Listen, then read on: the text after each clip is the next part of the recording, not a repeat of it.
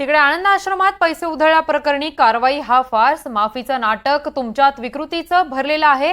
खासदार संजय राऊतांनी शिंदे गटावर असा हल्लाबोल केलेला आहे. उद्धव बाळासाहेब ठाकरेंच्या कार्यकर्त्यांवर खोटे गुन्हे दाखल केल्याचं देखील संजय राऊतांनी यावेळी म्हटलेलं आहे.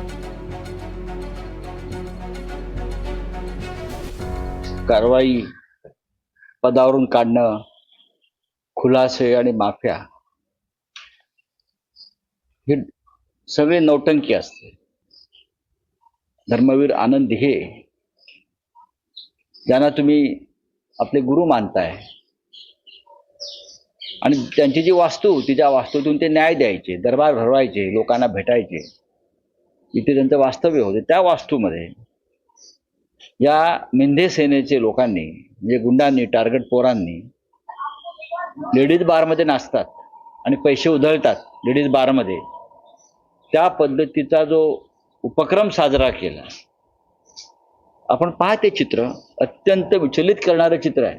अत्यंत विचलित करणारं. आनंद दिघे जिथे बसत होते त्या भिंतीवरती एक हंटर लावलेला असायचा.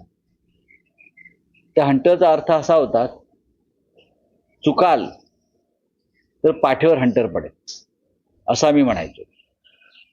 आणि अनेकांना तो हंटर पडलेला आहे, तो चाबूक. जर आज आनंद दिघे साहेब असते तर हे जे लेडीज बारवाले जे होते आतमध्ये घुसलेले मिंदे सेनेचे लोक, त्यांना आणि त्यांच्या बॉसला चापकानं फोडून काढलं असतं टेंबी नाक्यावर.